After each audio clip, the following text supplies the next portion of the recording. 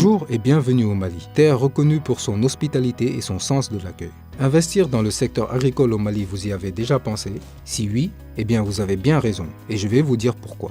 Tout d'abord, le Mali est une vaste étendue de terre d'une superficie de 1 241 238 km², ce qui en fait le 8e plus grand du continent.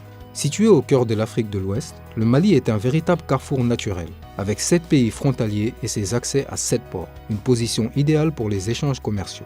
Géographiquement et économiquement, le Mali, c'est une opportunité en or pour les affaires. Mais pourquoi investir dans l'agriculture en particulier? Imaginez le Mali comme un grand espace qui ne demande qu'à être exploité. 37 millions d'hectares de terres fertiles avec une faible densité de la population. Cela vous donne la plus grande ressource foncière inexploitée de la région. Une ressource foncière inexploitée et qui ne manque pas d'eau. Le Mali est traversé par les deux plus grands fleuves d'Afrique de l'Ouest, le Niger et le Sénégal, et dispose de vastes plaines dans le delta intérieur. Plus de 2 millions d'hectares de terres irrigables, dont moins de 10% sont aménagés. C'est tout simplement le meilleur potentiel irrigable de la région. Le climat aussi est favorable aux bonnes récoltes. Plus de 300 jours ensoleillés et 600 mm de pluie par an. Les conditions sont idéales pour produire toute une variété de cultures. Le Mali est leader dans la production de céréales au sein de l'espace CEDEAO et présente de hauts niveaux de rendement de qualité pour le riz et le maïs. Au cours des 10 dernières années, le Mali a souvent été leader africain pour la production de coton, porté jusqu'à plus de 700 000 tonnes en 2019.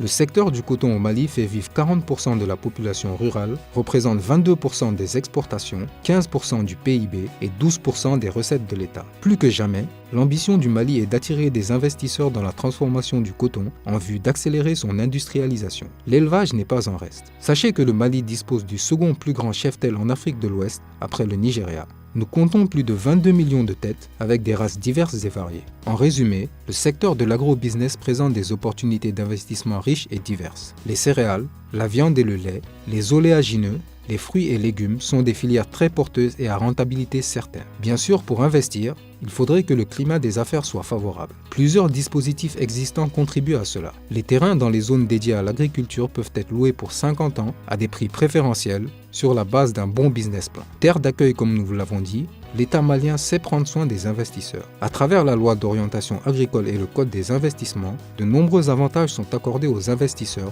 pour faciliter leur installation et le développement de leurs projets. Des exonérations douanières et fiscales en fonction de la valeur de l'investissement sont proposées aux investisseurs.